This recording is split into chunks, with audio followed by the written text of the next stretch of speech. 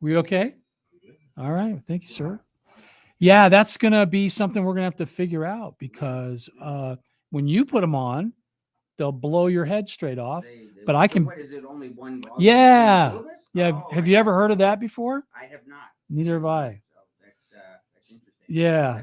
So I only need the headphones so I can hear the other elements, Of course, yeah. but you probably don't need them at all if you don't want Just to. leave 'em on. All right. Well, anyway, by way of introduction, John Caparulo.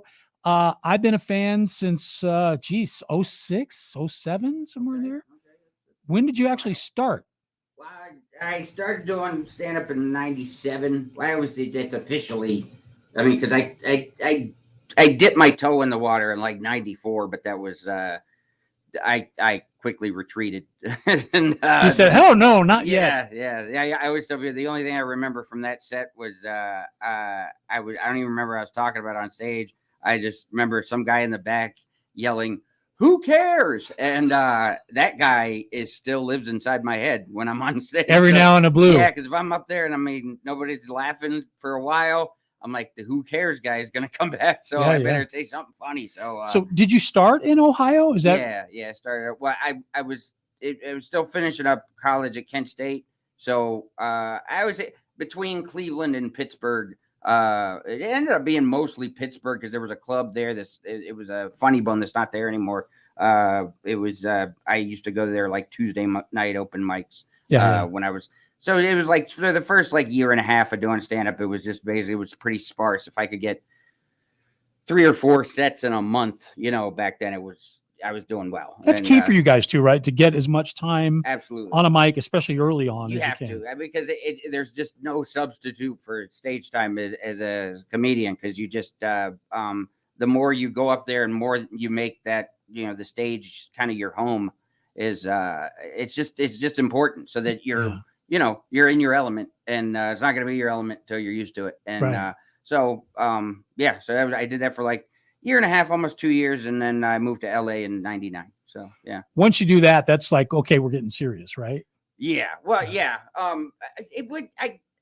Yes and no, I guess. I don't know because like I had a lot of friends back then, like the other comics and at the Pittsburgh club, especially, who were like, I want to. They always say I want to hone my craft for a while, and then I'll go to LA. And I didn't know this at the time. I just thought, like, for me, it was like, I wanted to go to LA because it sounded like a fun challenge and adventure, and plus, I hated the idea of like trying to like, I guess, develop as a comedian too close to home because I didn't want anybody I knew coming to the show and watching me suck. Sure. So, sure. Yeah, it was just like it just seemed like it seemed more attractive to go. You know what? I'm gonna go to Los Angeles, and then I don't have to feel bad about being surrounded by all my friends who like got real jobs and stuff. Because I was everybody else is a loser there too. So we're all just trying to, we're just artists, trying to pursue a dream. So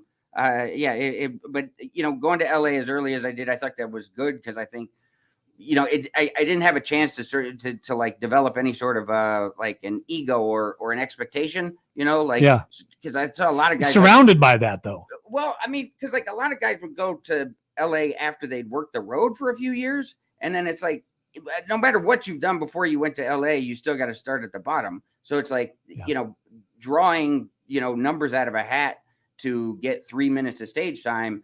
It's just not something you're going to want to do when you're 30. Whereas when I was, 23, 24, I didn't care, and you weren't married then. You had no kids. Right. You had a dog. I remember. I didn't even have the dog yet. You didn't even have the dog. Yeah, I had a bunch of nothing.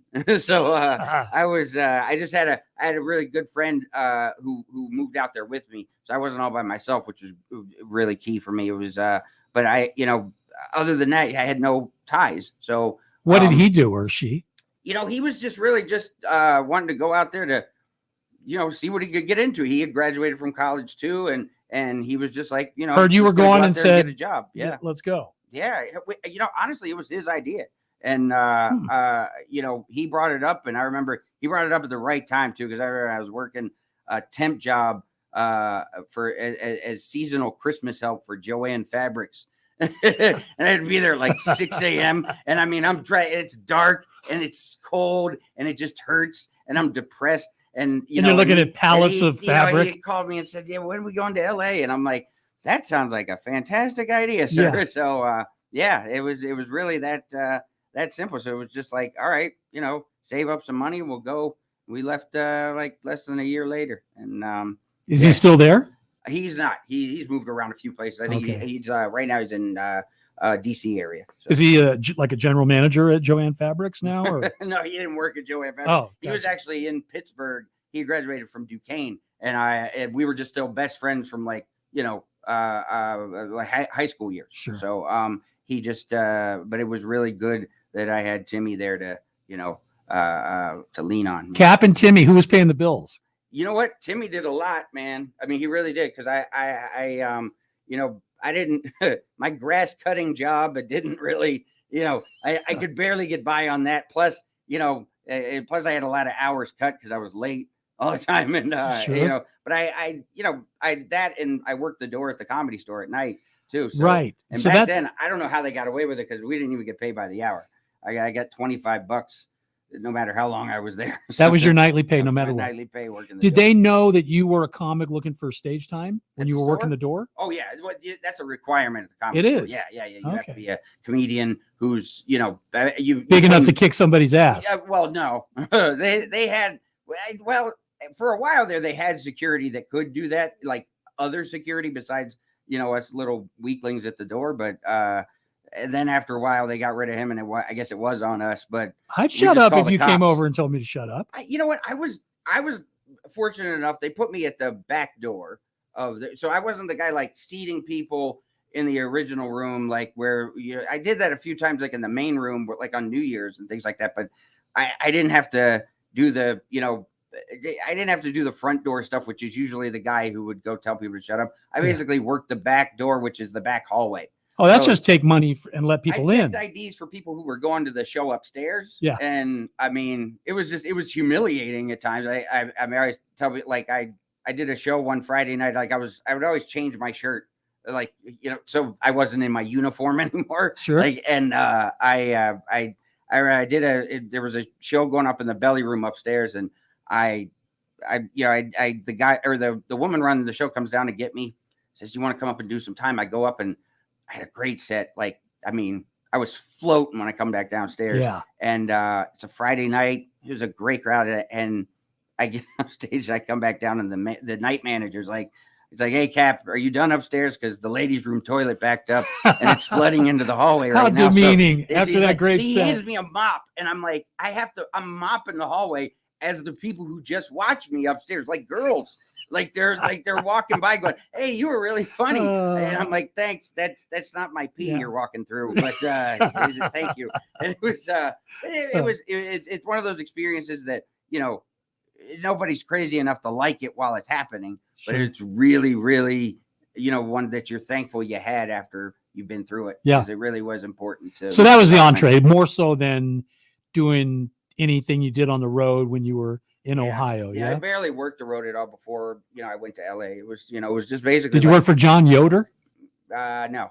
You ever hear of him? No. Oh, he was the guy out of Michigan that would take comics, shove them in their car. They would drive like 14 hours. Right. I to get paid $100. Like that did it like in the Northwest and things like that. And fortunately, I never really went through that. Like I didn't really go work the road until like I'd been on TV a little bit. Oh, okay. And then once I was on TV, it was kind of like, all right, well, I should probably do this. What was the TV debut for you? TV debut was the Late Late Show with Craig Kilborn. That's right. 2003, and it was it was really cool being on TV and having that video and everything. There was no YouTube at the time or anything like that. So it was like, whoever was up watched it, maybe if they had TiVo or whatever at the time. But, it was still like, it was just cool to be on TV. But I think it wasn't until like Chelsea Lately and things like that, like, and that was something you did a lot to actually know me from TV. So, yeah. You didn't really take her crap, did you? Yeah. Oh yeah. Sure. Everybody did. Yeah. Okay. As I recall, I seem to remember you being kind of brave with her a little bit. Well, and I remember thinking, yeah, go Cap, go. maybe when the camera was on. Sure. No, Chelsea was always really, really cool to all of us as far as being liberal with her spotlight. Yeah. She shared it with all of us, and really, that was such a fun way to be on TV versus, like when I went on the Tonight Show, it was such an honor to be on there, but it still wasn't like as like spontaneous because you had to rehearse, you had to do the exact set that you had rehearsed for the producers a bunch of times before you go on there. And they're, they run a real tight ship, whereas Chelsea Show was a lot more loose and, hey, we're going to talk about these topics. You have jokes for it. Yeah, you go over them with them ahead of time. But if you think of something while you're out there, even better. And let it rip. If you start talking about something, maybe that you wanted to talk about, and she starts talking about how fat my neck is, then I guess that joke's out the window. And I can't do that one. So it was that show was a whole lot of fun. Did you have? Was it Leno or was it Jimmy? I was on when Leno was the host. Yeah, I was on. I did 3 times. I did stand up when Leno was hosting, and then one other time I went on there and did they had like a kind of like a panel, kind of like on Chelsea, like a round table panel of me and 2 other comedians talking about different topics one time. So 4 times total on it tonight. Okay. Yeah. So you did it once with Jimmy, or was all Jay? It was all Jay. Yeah. Have you ever worked with Jimmy? No. It's weird. After a few times, like I did like the Tonight Show and things like that, I just, I always had to sort of censor myself and edit the way I usually do my stand-up. Because I mean, if you ever seen my stand-up live, I like to cuss a lot. And, I was thinking, I said, I know he's done radio before, but we'll see. I didn't know how good of a self-editor because now you're podcasting and you can let it rip. Well, yeah, of course. Yeah. And I mean, the thing is, I've always been able to okay, we're just having a conversation right now. And it's like, okay, I can manage to talk with, because I feel like if I were to cuss right now, it would be the type of thing that it wouldn't help the comedy right now. Cause it'd be like, hey, you're not supposed to do that. So I can edit myself then, but it's like when I'm doing stand-up bits that I'm used to doing nightly at a club, you got to clean it up. Yeah. Bombs and things like that. Cause those first few times you look back and see like my first Kilborn spot or whatever, you can see it's almost annoying how much I say the word all right. Cause I was trying to fill in the spots where the cuss where the F-bombs are supposed to go. Yeah. I was just, cause it's almost like trying to keep your balance, linguistically. So, you trip all over yourself when you're, I'm used to saying, F in this or, BS here, whatever, GD, can't do it, so it's like, you have to figure out something else to keep the rhythm the same way and the delivery same way. Let's see. I got an example. Let's see if we can catch you saying, what'd you say? All right. All right. Yeah. Let's go. You ever have this problem? My cable went out 10 weeks ago and the cable company doesn't care. Really? I called them. I'm like, yeah, I got fuzz. Can you do something? Well, we can't come out tonight. We can come out on Monday between 10 a.m. and Thursday. Are you going to be home? Yeah, I'll probably be home, but I don't have any TV. Do you see my problem? Well, maybe it's not your cable. Then he asks you stupid questions. Is your TV plugged in? I will stab you. All right, I swear to God. I guess you didn't have to clean that up. TV ever, really? You plug it in once and it stays that way till you move. All right, you don't plug the TV. There could be a nest of possums behind my TV. I wouldn't know it because I don't go back there. Yeah, I was gonna turn it off with the remote, but then I thought, you know what? It might turn on by itself. So I thought I'd go ahead and unplug it to quell that storm. All right, yeah, I'm retarded. I don't know if I mentioned that when I called. I gotta go to my friend's house. Yeah, it was okay. TV. Dude, I go to my friends. All my friends do is watch porn. What is it with guys? I'm all for porn, but don't share it. I go to my friends like, dude, I got this killer new porn. You want to watch it? Not together, really. That's weird, dude. What's that going to do for our relationship? Now, would this be akin, John, to like a musician who had a record out 10 years ago, and then here's it being played on the radio? If you hear a bit like that, do you immediately conjure up where you were, what you're thinking, what you're doing, or is it like, wow, I forgot I ever did that?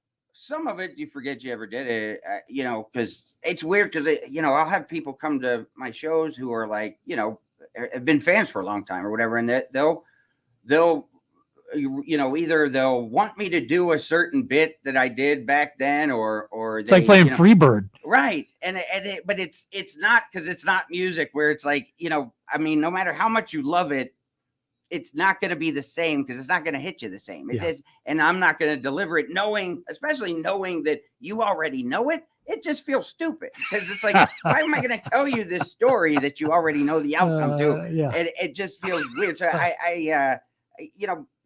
but a lot of it, yeah, it's like I don't remember because it's like, I don't watch it. Like Yeah. it's not like I sit around in my house watching me. Yes. It's, Right. So I'll forget a lot of it, and it's funny because like my second hour special, I did like I was thinking about like the closer I did about tandem skydiving, and I mean I used to close my set probably for about 3 or 4 years straight with that bit. Yeah. And I got to the point where I was so sick of that bit, but now I probably couldn't do it if you asked me Even if to. you wanted to. Because I don't remember all the beats. I remember the story, but I don't remember all like the little punchlines and stuff like that I had back then because Sure. I haven't done it in so long and I can't bear to watch myself. So. I love to laugh and you make me hurt. Okay. Because you'll hit me. I start to go, then you get me again before I've even caught my breath. Yeah. You're really good at that sort of rapid fire thought upon thought upon thought. Yeah. And to me, that is such a skill set that you have. It's always been. I mean, that was the way I always, thought of comedy myself and all the the guys that I guess I looked up to, and it was just it was the way that I could go on stage and make myself feel the most comfortable. Because the who cares guy would be back there yelling if I wasn't getting those rapid fire laughs and having people doubled over with hysterics because. If they didn't, then it got too quiet and it got too what am I doing here? So somebody described you as, and you tell me whether you agree with this or not. You are a comic, like the comedians that are working with you don't leave, like they stick around and watch your set because they enjoy you and the way you sort of you're. I hate to use the word craft because that sounds. It's a craft, and I would love it if that's true. I don't know. Yeah, well, no, I've heard that. I mean, I've heard people say that before, but I don't know. Just this weekend, I got, oh, you having Cap on? Yeah. This is 3 different comedians Yeah. who I guarantee you are listening right now. Oh, yeah, they're going to steal everything, but that's okay. So, but you don't look at yourself that way? Well, I don't. No, I mean, I think that, I mean, when I look back, like from the time when I started comedy, you're just hoping that like, that you can, like, I guess, not embarrass yourself. Mhm. Like I hope I'm as good as, my friends and my family have thought I would be. All the people who said, like, you should be a comedian. You're really funny. And it's like, but when you first go up there and the first time you do it, it's not that easy. And it's like, frightening, in fact. Right. But it's like, you hope you can, reasonably live up to those expectations, but it's like, and I feel like I've gotten to a point where, I think I've ended up being pretty good at this, Mm-hmm. but I don't think I ever have gotten to the point where, before I go on a given night that I think like, oh, I got this figured out, like, well, they say it's always good to have some butterflies, right? Yeah. Well, I think you should. Cause I mean, if you don't care enough to have butterflies, then what are you doing? Yeah. Cause it shouldn't be that easy to go up in front of a room full of strangers and try to make them laugh. Right. It should bring you some sort of anxiety. And it's just whether or not you're able to sort of synthesize that anxiety into some funny. Uh-huh. And I've managed to do that, I guess, over the course of my career. But when I listen to that clip that we just listened to, I just, I've always thought like, man, it's never as good as it was when you performed it. Like when I remember that first Kilborn spot I did, I thought I killed it. I thought I had a great set. And I remember I watched it that night and it was just a letdown. I'm like, oh. But you were just being tough on yourself. Of course. Yeah. But I mean, you're never going to be like as satisfied with yourself, or at least I'm not, like to watch back or like look back at what you've done or anything like that and go, oh, man, that was great. Yeah. It's just, I think it goes with the territory of being sort of neurotic and self-deprecating and things like that. It's like, I think it's awesome that there are people who like what I do and are fans of what I do, but man, I'm just, I look at it like, you could probably find something better to do. Yeah, you're selling yourself short. How many hours a week do you write, do you think? You know what? That's the thing is like for me, it's Does it come in bunches? yeah, Yeah. it's always been like that for me, where I have to have sort of some adrenaline going. So a lot of times it's like I've written a lot of stuff, whether it's been on stage or just before I go on, like, because I sort of like finally, have that moment with my own brain trying to go over this, that, and the other thing about what I want to talk about. And like when I have that adrenaline, that sort of nervousness before you go on stage, that's when it starts to sort of kick in, and like little punchlines will go through my head and things like that. Yeah, but you can't use that. I mean, you have to. Yeah. Really? That's usually a lot of times it's like, that's Wow. I started doing, because I started doing the series that I've done online, Caplets, where it was like, all right, I'm going to do new stuff every 30 days Yeah. and record a new set of it. It's like a lot of times it's like most of those were like I wrote it in the car on the way, Yeah. and and you could tell on a lot of them, but it's like it just would. I'm terrible, especially when it comes to my stand up. I'm terrible at like saying, okay, I'm gonna sit down and write, Yeah. and try to come up with Too much of a discipline. It is. It's just like, because the way my delivery is and the way I do stand up, it is more sort of Observational freestyle and free flow. riffing. Yeah, it just sort of like has to come out in a natural way, and then when it comes out the right way, it's like, okay, try to recapture that and sort of mold it and smooth it out. Do you write it down? Yeah. Well, I mean, I always write it, like ever since I've had like a, with the smartphone thing, it's like I've had a thing in my pocket all the time. That Talk into your phone. Jot down like a topic heading or something like that. Like, but Yep. if I actually try to like write it out word for word, Forget it. man, it's, first of all, it's like if I try to repeat that and recite it, I feel like it doesn't sound right. If the audience can smell it, they're like, what do you? But you probably just hit on why the comics like you so much. I think maybe they see that you can do that and they can't, and so they're trying to glean from you what that is. That's maybe it's a way to work. I think that's and that's, I mean, like I said, it's it's cool. I'm glad I have that skill, but a lot of times there are times before I go on stage or before I have a big show or something like that I'm like, I wish I wasn't that way. I wish I was able to do more homework so that when, I arrived there, I wasn't so sort of stressed out going, man, why didn't you work on this? Or, why didn't you actually, do, and it's because I can't, because it doesn't come out the same way, I guess. But yeah, I guess I've had some, I guess, natural skills that have really lent themselves to, being successful. And you do it well. Who did you look up to? Who were the comics for you growing up where you were like, oh, if I could ever get to that level, that's, Yeah. And maybe they weren't even super successful, but they made you laugh. Yeah. No, I mean, growing up, I was, the first guy for me was Eddie Murphy. Yeah. I mean, rock star. Yeah, he really was. Because I mean, my dad had Richard Pryor albums, and I remember him, listening. I mean, on vinyl. Like I remember him, like, yeah, I was like probably 4 or 5, listening to a couple of those albums with him, and my mom wasn't that happy about him letting me listen to that with him. But I liked Richard Pryor, but like, when I remember when Eddie Murphy was on Saturday Night Live, I remember we used to stay up on Saturday, or when we got our first VCR, we used to tape it, memorize it. Yeah. I mean, I loved, everything that was Eddie Murphy on there. And then, I remember my dad taking me to see Beverly Hills Cop, like when I was 9. The first one. Yeah. And then I remember he and my mom went and saw it ahead of time to like, well, let's make sure it's okay. And I don't know what they could have possibly been looking for. How many F-bombs flew?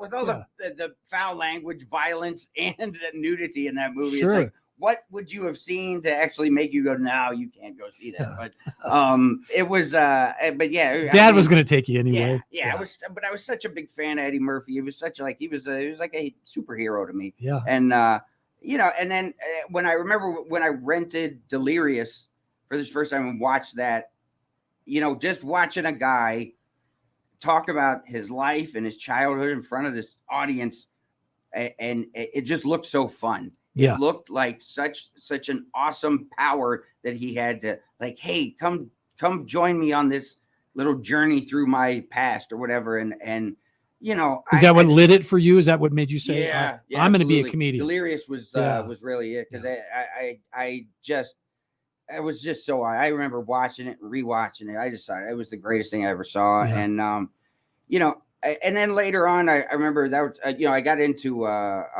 Sam Kinison, like probably when I was into like high school. I remember, you know, I got his albums on cassette tape. He was like Yeah. the Kiss of comedy, He was, I think. I mean, he was just Boys loved him, 13 to 16-year-old boys, yeah, because yeah.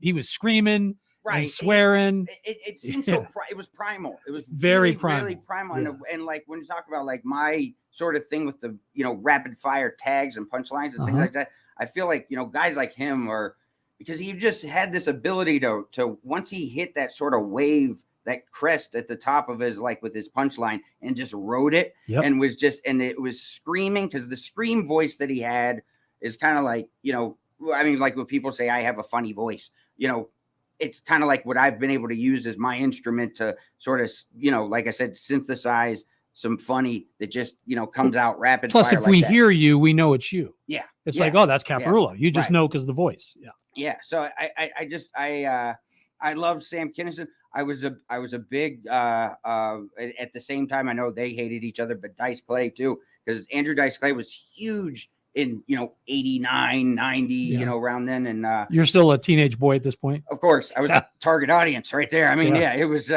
you know, and so I was I big fan of him. And then Def Comedy Jam came out around then, Oh, so I yeah. kept seeing, you know, guys like Eddie Griffin and you know, Chris Rock, and Martin Lawrence was the host. It was like these guys were It's a great so time for comedy. funny, yeah. And it Yeah. was just like just watching these guys, and they were just, you know, I mean, because I wasn't like, you know, I by then I had pretty much accepted that I wasn't going to be an athlete. Mhm. So, you know, watching these guys be able to do. Did what you they wait? did, Did you try? You yeah, played sports? I tried. I mean, by the end of middle school, I was pretty much a given that I wasn't going to be in any organized sports. So Okay. I mean, I was a big football fan as a kid. My mom always forgot to get the permission slips because I was so small. I didn't grow into my fat self till I was 30, but Oh, okay. You were a little guy. I was always very, very small. Yeah. And then same thing, like I fell in love with basketball around 5th grade, and you know, You're in Ohio, I- man. No yeah, way. it wasn't happening. Uh-uh. And so I right. I played 4 years of organized basketball. It was literally the last minute of our last game I was in during garbage time that Yeah. I got a layup, and it was the only time I Did you scored make in it? 4 years. Yeah. Oh, good for Yeah, you. so I averaged a half a point a year. But you know, I was then I got into like martial arts early in high school. It's just, you know, See, I things told like- you'd make me shut up at the club. You got that look about you.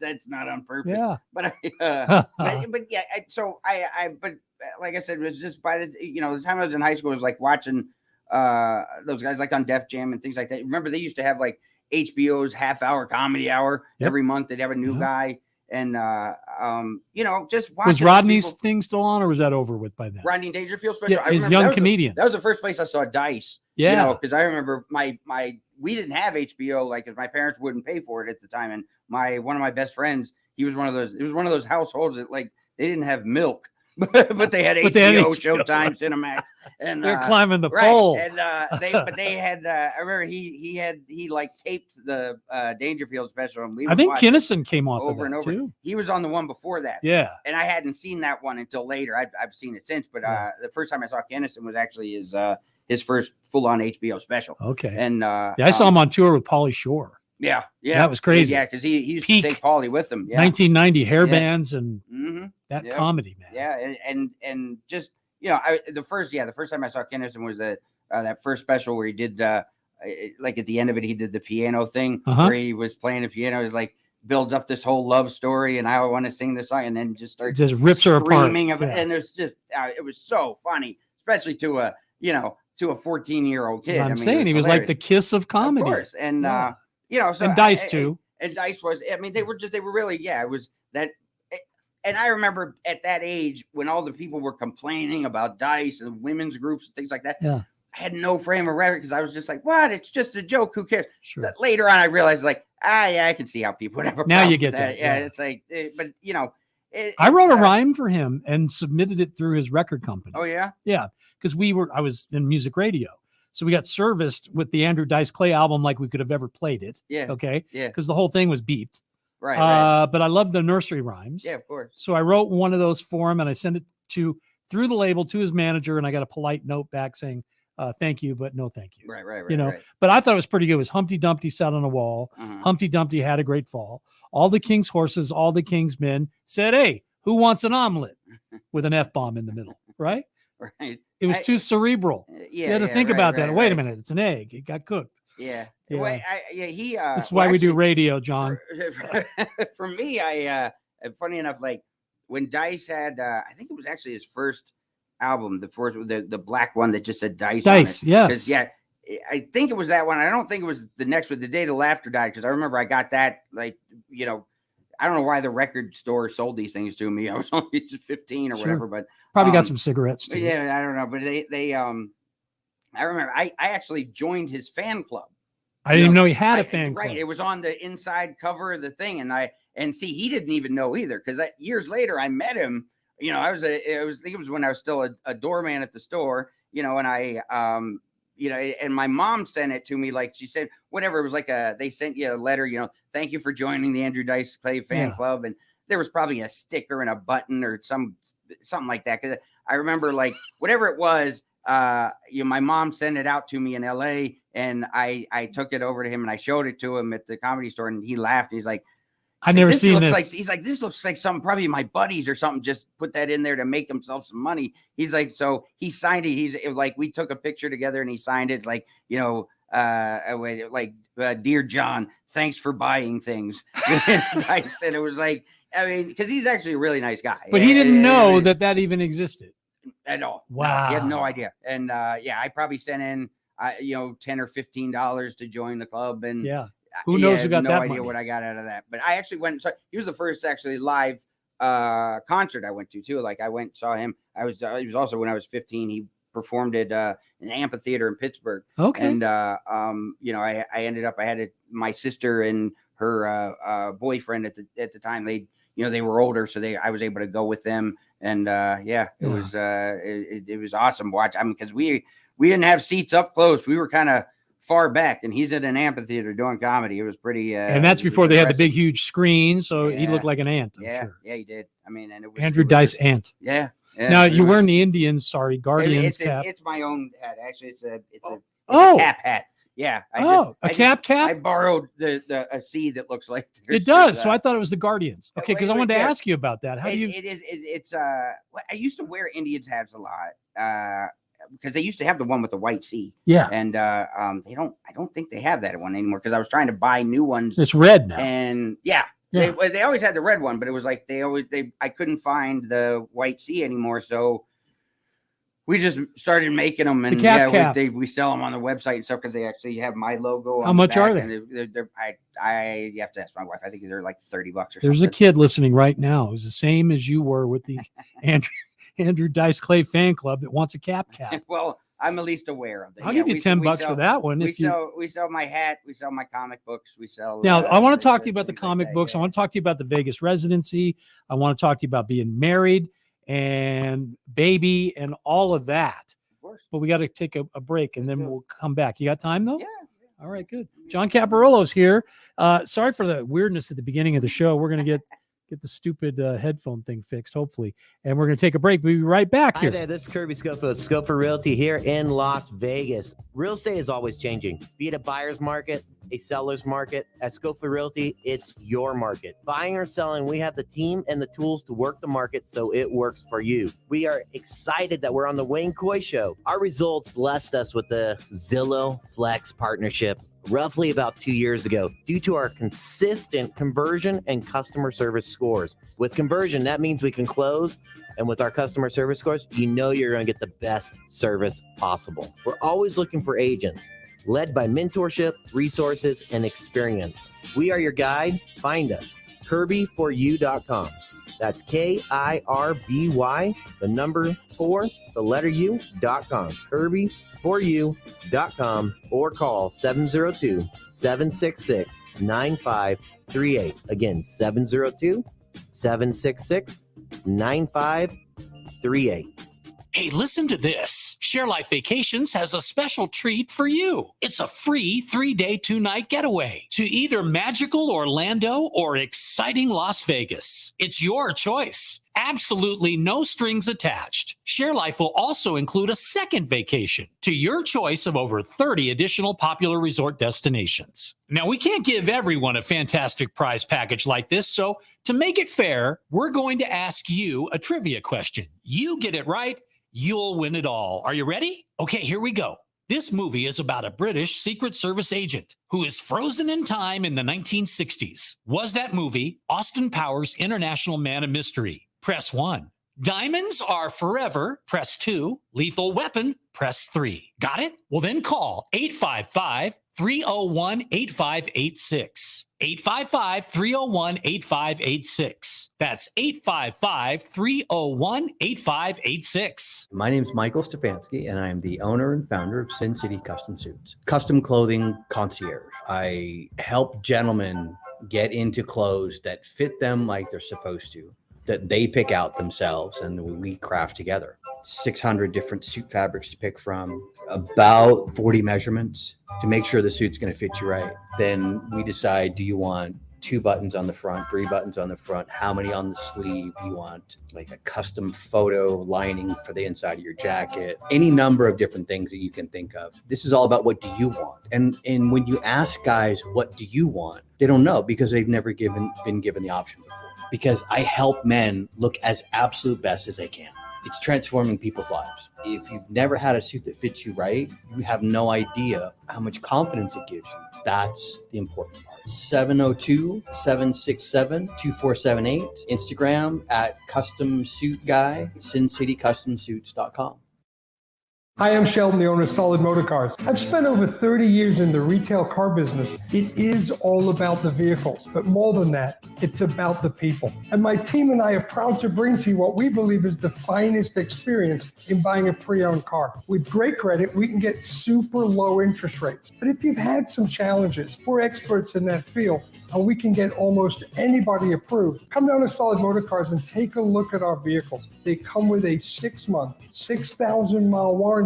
So when you get a vehicle from Solid Motor Cars, you can feel confident that that vehicle is a quality, properly reconditioned vehicle that will serve you and your family for years to come. So for all your automotive needs, whether it's a new car, truck, or SUV, or if it's repairs, service, and maintenance, Solid Wheels, solid deals, solid people. Coming down to meet the crew. My name's Sheldon. I'm the owner here. I'd love to help you any way that I can. 3024 East Fremont Street, 702-820-1444. Now back to the Wayne Coy Show. Well. John Caparulo, Cap, our guest here for the hour, and we've almost burned through the entire hour, and I got like 80 million questions left. We might have to do a 2-parter now. You're probably all hip to that now because you're a podcast guy, right? Well, yeah, a little bit. I mean, everybody is to some degree, I guess, these days, right? Right. So how do you feel about that? I mean, do you like it? Yeah, it's all right. It's I've done a few like different iterations of podcast attempts and things like that. But I never really felt like I found the right sort of, I don't know. I just never felt like I did something that stood out from anything else that anybody else did. And I was like we were talking about the comic book. I was trying to work on an animated series and stuff like that for a while. And I just always felt like doing a podcast, I'd kind of just be following the herd. Were you doing it just to do it? Yeah, I felt like I was in some ways, but Blatheria. But recently, yeah, one of the other comedians I started going to Wise Guys about a year ago here in Vegas to shoot my like little caplets, things like that, and also work on some stand up that wasn't when I wasn't headlining or things like that. I just wanted to be back in a lineup of comics again, and really feel like I was working out again. Yeah, because it really does.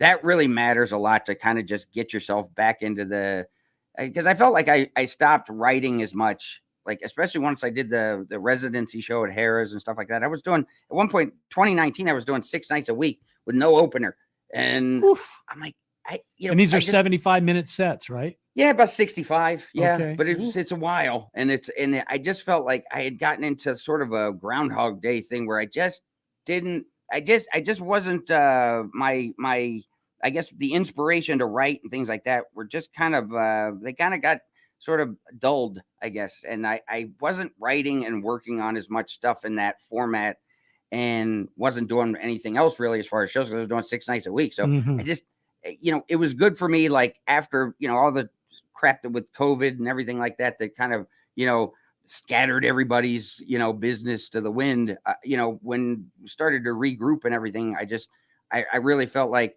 it was really helpful for me and still is to go to a place like Wise Guys, because it's the only freestanding comedy club in Vegas where it's not a casino or anything like that. Right. And there, I was just able to go there and feel like I did at the Comedy Store, working out comedy, just doing a new set. Do you always headline? Like 10 minutes or whatever at Wise Guys? Yeah. No, this No. one I'm talking about like Tuesdays and Wednesdays. Well, not Tuesdays now because I go to the Kimmel Club, but Wednesdays I go into Wise Guys and still run a 8 to 10 minute set of just some new stuff, some other stuff that I'm trying to work on. So the need to do that doesn't go away. No, no matter it doesn't go. It how can't go away. successful you get. Not Probably at you all. don't stay that successful if you stop doing it. No, when I was a doorman at the store, and I used to watch guys like like Chris Rock. Yeah, I remember watching Chris Rock. We were talking about this on another thing that I did recently, where we were like when Chris Rock got his first chance to host the Oscars. Yeah, and he had to begin that night with he had an 11-minute set that he had to get worked on for that show. And we all at the Comedy Store watched him come in night after night after night working on that set. On that set. And this is a guy who's reached the pinnacle of success and said, you Yes. can't really get much better than Chris Rock's career. Correct. And so he really didn't need to do any better than he already did, but he still had that hunger, and he still would come in otherwise, but it was just watching him craft that set together. It was really impressive for a lot of us, like just young comics, old comics, whoever, just to watch a guy like that who was a master at it be able to still have that sort of drive. And but it's the same for me, where it's like I need to still feel like I'm in that mix and putting my comedy in a lineup, of other comics, just to stay sharp and to still keep myself creating and writing so I don't stagnate, Because it would be easy to do that, right? It's very easy to do that. Of I course mean, it is, you've yeah. achieved quite a bit of success. So tell me about the comic book, because that's crazy. Yeah. Well, for me, it was like the original idea came up because I wanted to do. I've always loved animated shows. I can't draw, which makes that really difficult. But I love like The Simpsons and Family Guy and South Park and all those like King of the Hill and all those like really funny animated shows, because I feel like you can take the comedy and go wherever you want to with it. Like you can, like I love exaggerating things and making things just really ridiculous, and that's what you can do on an animated show. And I and at the same time, my wife had got me to watch Louie's show on FX, and this is about 10 years ago, I guess. So, and I just thought, man, I was just so impressed, because I never watched live action shows at all. Right. I was just so impressed with how he was able to take, like, because I went through development, things like that at Fox, and they were trying to make shows out of my stand-up, and it was always like, it just always felt really contrived, because Really, it was like never accurate. Everybody loves Raymond. Right. Yes. Because I mean, and sometimes like in that situation, it worked, Right. of course.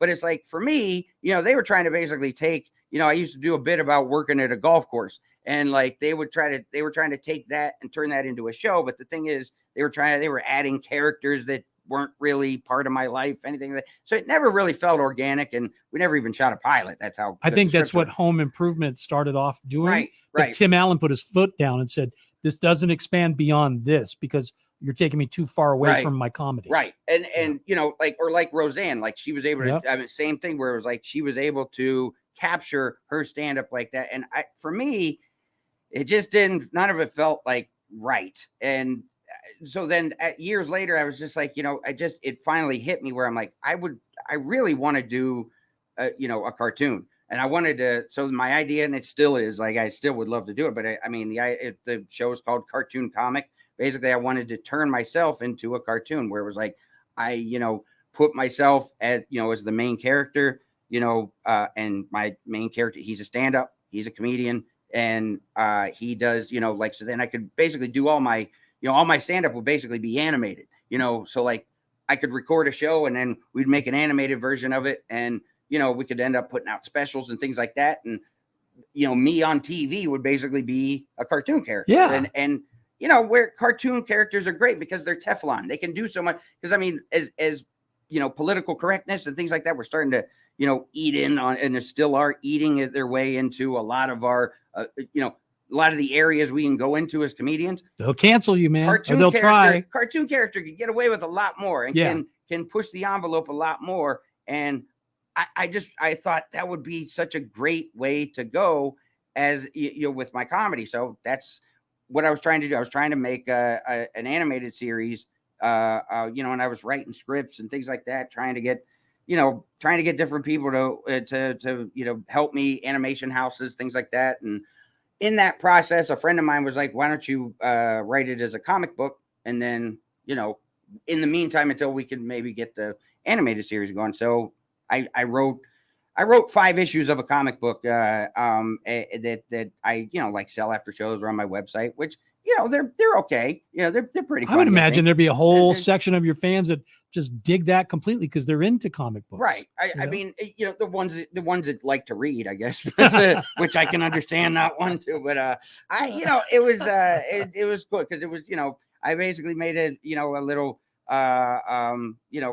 stories basically, around me, my wife, my daughter, our 2 talking dogs. And it was fun. I think that looking back, because I haven't written another issue in a few years now, and I feel like You got a lot of if material. I go back into it, I feel like I might sort of rearrange the approach. So I don't know. I still want the idea of doing an animated show and still doing the comic book still interests me. I think I want to adjust my approach on it. Okay. So And your as far as your residency here, we were talking about that. You got COVIDed out of that, just like I Yeah, did my yeah. radio gig. yeah. Coming back though, there was nothing going to keep you away from it as soon as you had the opportunity to do it. But the residency that you had, Mhm. you didn't have that anymore. Right. So how are you approaching now what you're doing at Kimmel's? Well, yeah, it's great the way it is at Kimmel's. I mean, it's because I do one Thursday a month. I do every Tuesday at 9:30, and it's awesome because it's like, I mean, that club sort of has, it has built-in notoriety anyway because it's a Kimmel Club, and right. then so that it's awesome. I mean, the number of people we have coming in is really great compared to what I had when I was doing the Harris thing, because we did okay. We were doing better. I think we were on our way to doing something pretty good, and when COVID hit, so it was kind of a letdown that we almost got to where we wanted to be. I said the same thing. I'm like, yeah. man, I'm just getting this. Yeah. So, and then boom. But with the Kimmel thing, it's been great because it's like, I do every Tuesday night, and then I go on the road, over the weekend, and it's perfect. It's a great setup. Because So, I mean, I would imagine, correct me if I'm wrong, but I would think that the bigger road money is on the weekends. Absolutely. Yeah. If of course. Now, do you do the thing where you go in and you do like a 2 shows Friday, 2 shows Saturday, and then one on Sunday? Usually it's like 1 Thursday and then 2 Friday, 2 Saturday, or sometimes just Friday, Saturday. Okay. Yes. But yeah, so it's a perfect setup for me. Yeah. I've always been, I don't know if the word is perplexed by, but just, I guess, curious about how it is that when you're on stage for hour and a half a night, right? The rest of the day. Okay. What are you doing? Because I mean, I know a lot of comics who would answer that and say, well, I watch a lot of TV. Yeah. I mean, but you're in Omaha and you're doing the Funny Bone. What do you do the rest So of you're the talking day? about when I'm on the road? Yeah, when you're on the road. I really, I just, I feel like I store myself in the hotel room. It's like, it's just like my little, Cave. It is like, I really don't do anything when I'm on the road. Cause I'm always like trying to catch up on sleep when I get there. And then, plus I play a lot of video games on my iPad, and like I'm in a league on Madden. I'm like, like I'm just doing, that's sort of like, it's my golf, like a lot of guys play golf. I played Madden on my iPad. So It's sick now. that Now takes you up- you can do like the all-time teams. You can bring in people from 25 years you're ago. building, You draft your own team. My team's pretty sweet. Yeah. Wow. So it's but that's what I mean. Like, you're building your team constantly, and you're spending the money to build your team too, which is great for them. Yeah. And it's but and then you're in a league with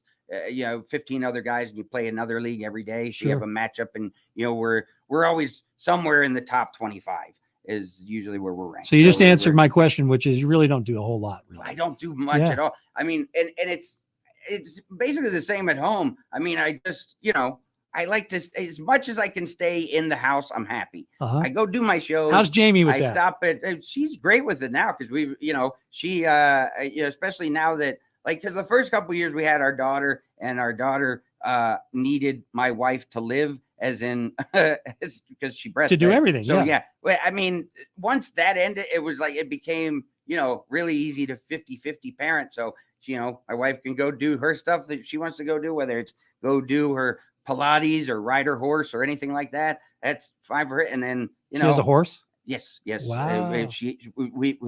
We have a horse. She has a horse. Do you visit the horse? I visit him.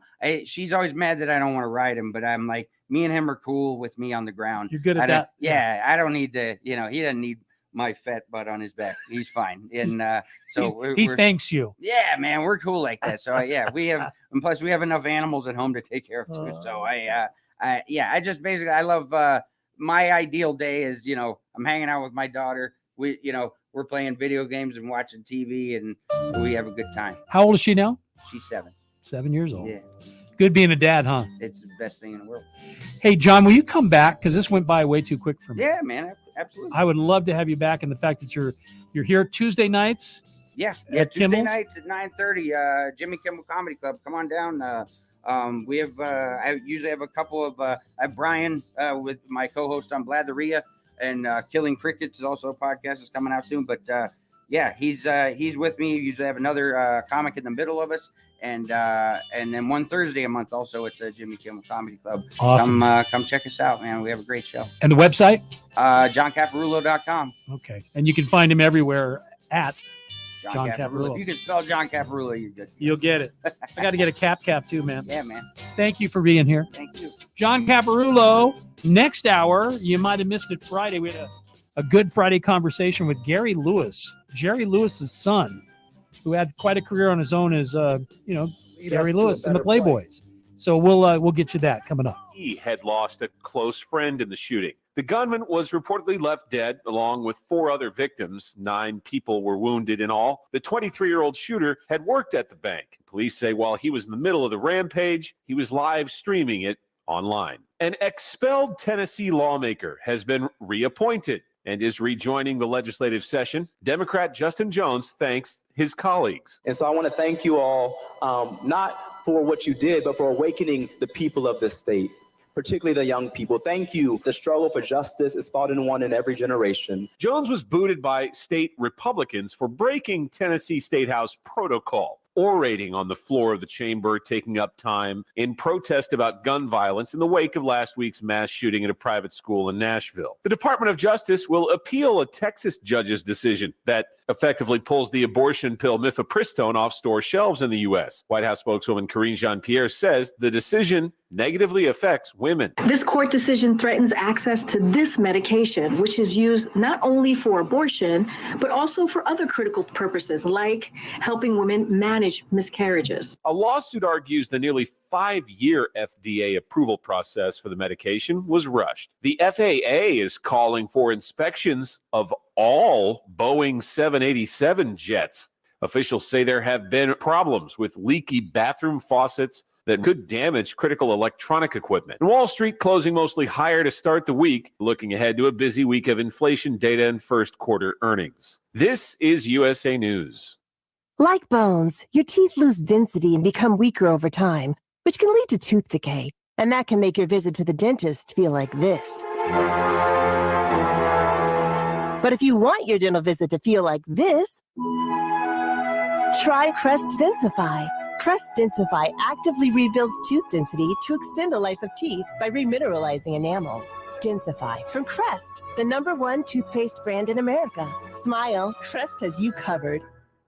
Have you ever picked up a towel set because it felt really soft in the store, but then when you go to use it, it's not very absorbent? That's why MyPillow has developed the MyPillow towels. Towels that work. The 6-piece towel set includes 2 bath towels, 2 hand towels, and 2 washcloths. And right now you can receive a 6-piece set for only $39.98 with promo code USA. Go to MyPillow.com, click on the radio listener special, and enter promo code USA, or call 800-951-8175. That's MyPillow.com, promo code USA. Is your dog suffering from a sensitive stomach? Hi, it's Kelly the Cookie Lady from Mooch's Munchies. Our dogs had super sensitive tummies, and I needed to find a low-fat treat that wouldn't give them gas or other issues. Most of the treats on the market were loaded with fillers, chemicals, and chicken fat. Many of them weren't even food. Well, I knew I could do better, so I developed Mooch's Munchies, and I'm happy to be able to share them with you. Stop by our store or our website, moochesmunchies.com, and find out why we say that Mooch's Munchies are totally pawsome. Hungry for the best barbecue in Las Vegas? Come out to the infamous barbecue and meat market, John Mole's Meats and Roadkill Grill in Las Vegas. John Mole's was featured on the Food Network's Diners, Drive-Ins, and Dives. Now take home delicious meat selections for your grill, and while you're there, grab a bite of the best barbecue in Las Vegas. With 2 locations now at Tom and Gowan or on North Decatur, you're sure to find the perfect meats for your next barbecue or party. Find us online at johnmolemeats.com. At AR Heating and Air Conditioning, our main goal is to provide high-quality service without breaking the bank. From maintaining your HVAC units to fixing them when they are down, they are there for you. AR Heating and Air Conditioning offer reasonable prices, reliability, and professional service at a great value. For more information, go to fixmyac.net or call 702-646-4000. Beat the heat and call AR Heating and Air Conditioning today. Welcome to Hash House A Go-Go, where we've been serving farm food and crafted cocktails for over 2 decades. Visit us for the full Hash House experience at any of our 5 Las Vegas locations. Hash House A Go-Go is where old school meets new and gets twisted. We bring people together over good food and fun. Come in for breakfast, lunch, or dinner, and come hungry because our portions are huge. Visit us online to see our entire menu at hashhouseagogo.com. Hash House A Go-Go. It's a Midwest thing, and there's nothing else like it. Buckle up. Let's go for a ride. It's the Wayne Coy Show. Hey, if you're listening on Friday, you caught a great interview. I really enjoyed doing it too, with Gary Lewis, Jerry Lewis's son, who had quite a career back in the 60s. In fact, I was able to sort of look up the success chart-wise, and I guess I didn't know this, but he was the only artist in the 60s, besides the Beatles, to have 6 consecutive top 10 songs in the 60s. That's crazy. And in case you're wondering, like, what those songs sounded like, I think we can tell you. Who wants to buy his diamond ring? Just my style. Drive me hard. Please don't let the stars get in your eyes. Just save your heart for me. Gary Lewis and his Playboys will be at the Golden Nugget coming up on the 21st. And we had a wonderful conversation with Gary. And by demand, you've asked to, some people just only caught a little bit of it and said, could you please replay it? And we're happy to oblige. So here you go. Who wants to buy his diamond ring? Just my style. Drive me hard. Please don't let the stars get in your eyes. Just save your heart for me. Well, there's hits, and then there's hits. There's gold, and then there's platinum. And in this case, there's a whole lot of platinum. I can imagine it's on the walls. I don't know. I've never been to his house. Gary Lewis is our guest from Gary Lewis and the Playboys. Do you have all the, the platinum albums hanging on the wall? I do. I've got them all up there. As a matter of fact, I have many copies of each one of them because over the years, they have resold 1 million.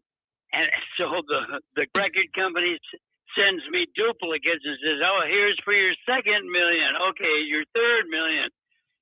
So it's great. So every time you get 1 million, you get a new plaque. Is that the way that works? Right. Wow. I want to take you back to 65. So you're a year into Beatlemania at that point. Were you influenced by the Fab Four a year after they got here? Well, yes. As a matter of fact, I was influenced by it when I heard "I Want to Hold Your Hand" on the radio when that first came out. Because I was actually I put the original band together in 1964 January. And we had to do all the local gigs in the sororities and fraternity parties and all that stuff for about a year, and then that's when we got our break. So basically you were a month into doing your thing, and then the Beatles show up. Did you stop immediately and say, okay, guys, we're on hold. We need 3 months to grow our hair out? No, I was still living home, and my mom said, don't you grow your hair like those damn Beatles. Yeah, because and it's crazy now when you look at them, you're like, okay, that was long hair, really? But at the time, right? It was, yeah. I mean, I know, isn't it weird? Yeah, because I've seen pictures of you sort of, really early on when you were just putting the band together, and your hair wasn't that long, but then you can see that, obviously mom must have looked the other way because she lets you sneak it out a little bit. Yeah. Well, by that time I was out of the house. Right. And then unfortunately you had to cut it because you had to go into the Army, but we'll get to that in just a minute. But Gary, I want to take you back to that. When you first heard the Beatles on the radio, and of course you already had your band, did you know then, did you say to your mom, did you say to Patty Palmer, hey, we're going to go do what those guys are doing? Well, that's exactly right. I mean, I just loved the Beatles. I loved the sound they had. I loved the songs that they wrote. And I said, yeah, this is what I want to do. So I left theater arts college. I didn't like doing Greek tragedy plays in leotards and tights. So I played rock and roll. Yeah, I think you made the better choice, I think. I mean, looking back on that, yeah. Although you had the legs for it, you were kind of a thin guy, so you could have pulled that off probably. Well, yeah, I kind of looked like a bird walking around on stage. You know what? I was struck later on by you on the Ed Sullivan Show. I thought, well, you kind of had a Buddy Holly vibe, but that was later. That's when you started being up front and playing guitar. A lot of people don't realize this, but at the beginning, you were the drummer. Yeah, I was, and I drummed through our fourth single, and then I realized, I can't see any of the people in the audience. They can't see me because of all the cymbals, and I'm having to do all the lead singing too. So I hired a drummer, and I came out and played guitar, and that was like 66. And so that's what I've been doing ever since. Now I heard, and you can tell me if this is wrong or not, but I heard you were like barely out of junior high when you were gifted with your first drum set. How did they know you wanted to play drums, or had you made that clear to them already? No, my folks just bought me a drum set when I was actually 5 years old, and I didn't care about it at all until I was about 12. So that's when I started playing them, but they were always there. I think my dad probably got it because he wanted to play some drums. Sure. Now, were these regulation size drums, or were they 5-year-old size drums? No, no, they were regular size drums. Okay, well maybe that's why it took you a minute. You had to be tall enough to climb up on the stool. Well, yeah, and plus I had no idea what I was doing. I didn't know anything, Hey, I heard, Gary, that you were a down the street neighbor from a pretty successful music guy by the name of Snuff Garrett, and that he was your neighbor, but he had no idea who you were. Is that true? Well, I don't know about that. I just know that when we were playing out at Disneyland in California, Snuffy Garrett and his family were out at the park, and he heard us play, and then he came backstage, gave me his card. He said, I'm a producer at Liberty Records, and I'd like to talk to you about doing some recording. And isn't that the way everybody wishes it would happen? Yeah, it was like totally out of a movie. I thought you were making it up. Totally. That's exactly how it is. I mean, that's how it happened. And that's the first time I met Snuffy Garrett. He may have lived around the corner, before all that, but I didn't know it. Yeah, I think he was like a DJ in Texas and very instrumental. And we mentioned Buddy Holly. I think he was very close with Buddy, and then he just started doing more production work than he was doing radio, and eventually moved from Texas out to California. And they loaded up the truck and moved to Beverly, or in your case, Bel Air. Right. Yeah, that's exactly what happened. Right. He was from Lubbock. Yes. All right. So tell us about the first hit, the big one. I mean, you didn't mess around like a lot of artists. It's hit and miss. They might have 5, 6 singles before they finally connect. In your case, you came out of the chute with a #1 single. That never happens ever. I mean, who knew? I mean, nobody knows if it's going to be a hit or not. Nobody knows if their song is going to make it or not. It was just, we kept watching it. It kept climbing Billboard and Cashbox charts. Finally, it got to #1, and we were so ecstatically excited that that's when Snuffy Garrett said, "Hey guys, don't get too thrilled right off the bat here, because you realize how many one-hit artists there are in the world." He says, "We got to concentrate on #2 and #3, sure, and then we could be on our way." So we settled right down and concentrated on getting "Count Me In" and "Save Your Heart for Me." Right. So that's I guess that's a good point you bring up. Is you're right. It's as hard as it is to have your first single go to #1, whether it was your first single or your 5th. If you get to that place, then the real hard work comes in, because you got to follow that up, or you become known as a one-hit wonder. But I want to focus on this Diamond Ring, because that's the one that puts you on the map. Who wrote the song? What were the conditions, circumstances that surrounded you recording it?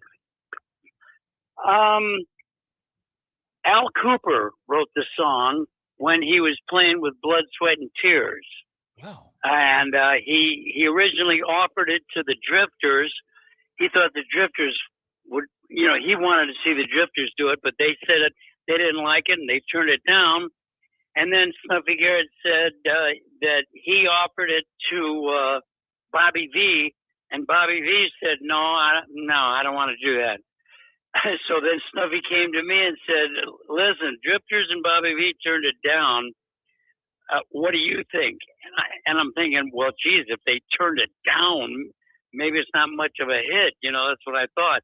But I was excited about this being our first record, going into the studio. So I said, yeah, sure, I'll do it. Yeah. And that's how that happened. Now, and your band was, these were your buddies, right? These are the kind of kids you palled around with. Yeah, classmates from that theater arts college I was going to, out in Pasadena, California.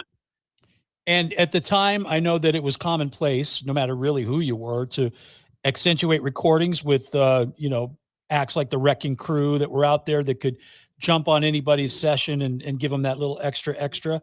Did they use any outside musicians, or are we hearing you and your band and that's it? Me and the Playboys played on every track that we ever did. Wow. So, the only time they brought in a Wrecking Crew member was like one guy came in to either do a piano solo or one guy came in to do a guitar lead. But them as a group, the Wrecking Crew, they didn't play on our records. You know what? That just made this whole thing even more incredible than it already is. So you're listening to the Wayne Coy Show. Our guest, Gary Lewis. Let's hear that first single that went all the way to number 1. Who wants to buy this diamond ring? She took it off her finger now. It doesn't mean a thing.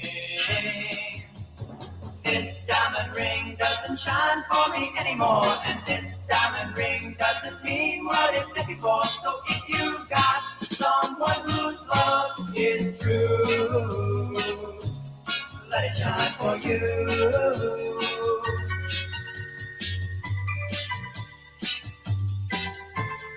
This stone is genuine, like love should be. And if your baby's truer than my baby was to me, this diamond ring can be something beautiful, and this diamond ring can be dreams that are coming true. And then your heart won't have to break like mine did, if there's love behind it.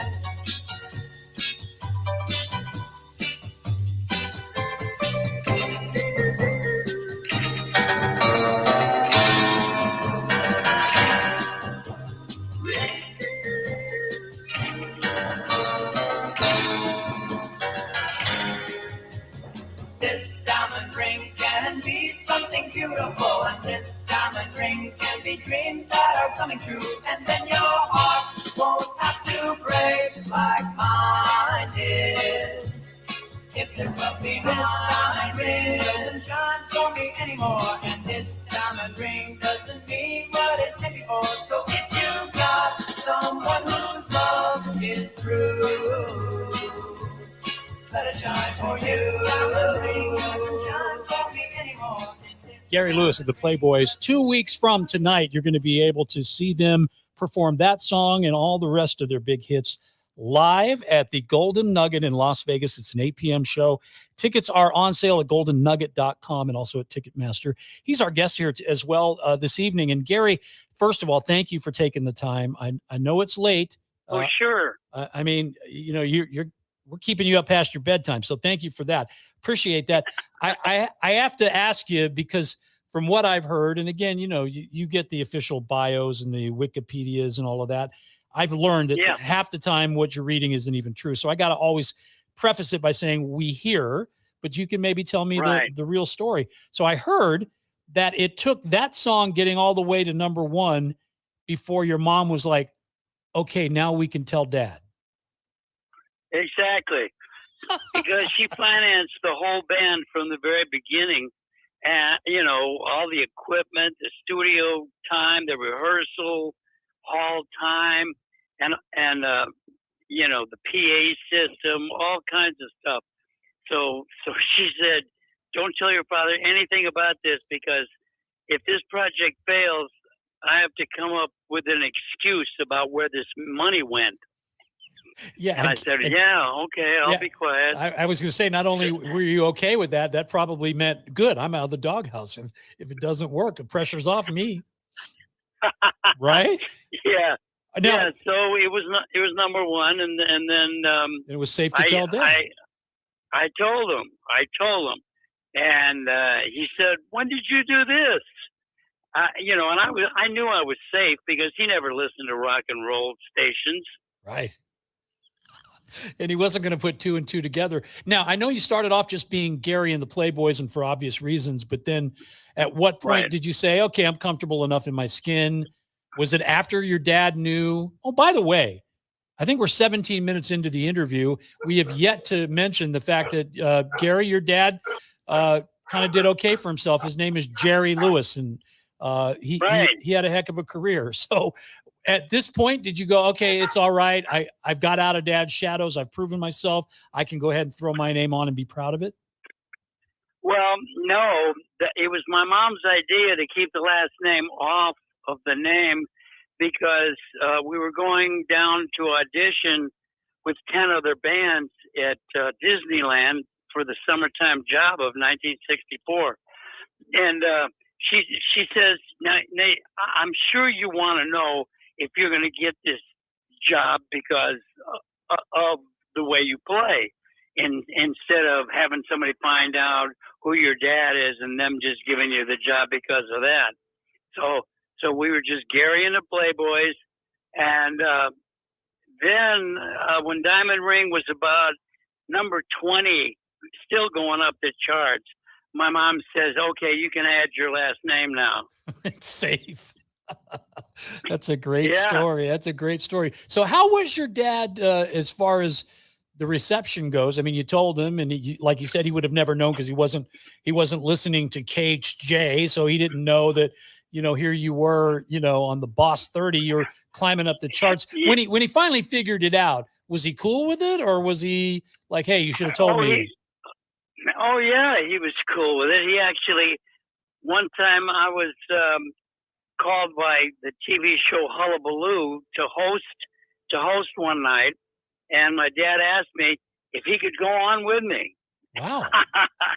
I said, "Sure, they'll probably love it," So he asked you. He asked me.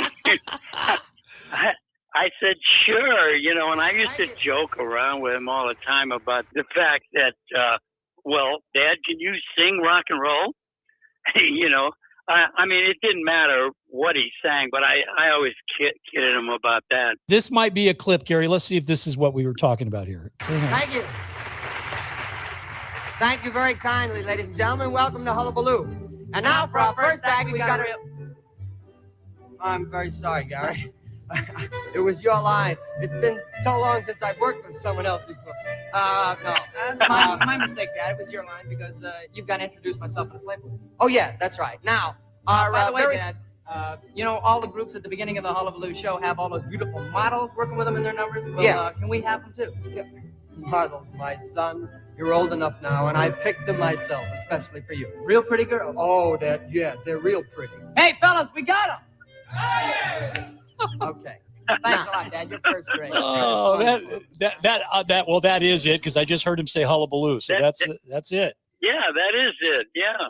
Wow. So that had to be kind of a thrill for you. I mean, I know you had done things with your dad before on his show, but for him to be basically guesting in your moment for a change, that had to be pretty cool. Right. Yeah, it was. It definitely was, and then, on that same show, he had a spot by himself where he sang a song that he recorded, maybe thinking, well, maybe he can get a hit breaking it on Hullabaloo to the nation, Yeah, well. And, but too bad, Dad, it didn't work.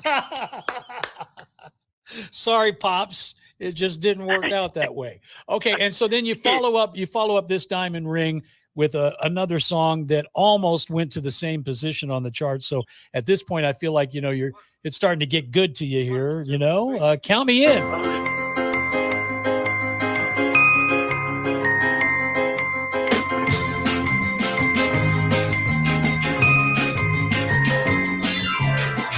If you need someone to count on, count me in. Someone you can rely on through thick and thin. When you start to count the ones that you might ever doubt, if you think of counting me, count me out.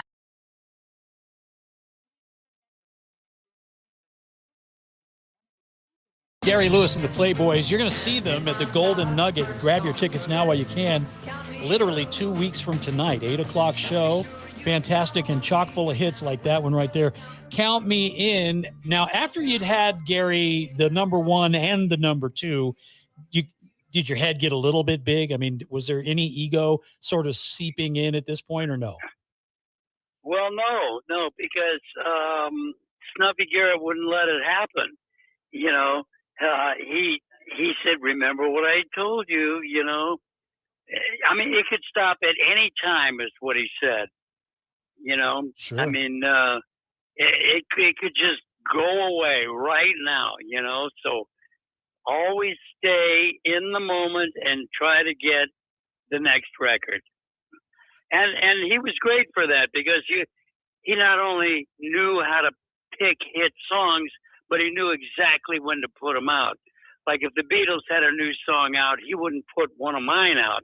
He'd wait for about 3 weeks, until people got the initial fanfare of the Beatles tune, and then he'd put mine out, and it's all timing too, Yeah, and that would have been like avoiding shrapnel at that point because they literally had a hit they had. In fact, it was right around this time of year, 1964, that they had the top 5 positions in the chart, all 5.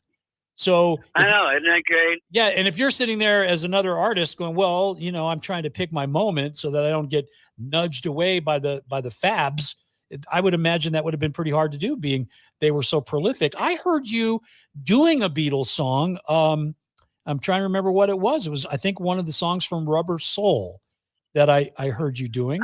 And I thought, Run for Your Life. Yes. And I was thinking at the time, if they hadn't, even though I don't even know if that was a single, I think it probably wasn't, but it was. No, it was an album tune. But they were the Beatles, so it was so high profile. But I remember thinking, boy, the song fits the artist, and it's too bad that that didn't get a chance to run up the charts. But was there a part of you that was like, look, I'm inspired by them, I love them, and they're great, but I don't want to have anybody ever say, well, you wouldn't have been successful if it hadn't have been for those guys?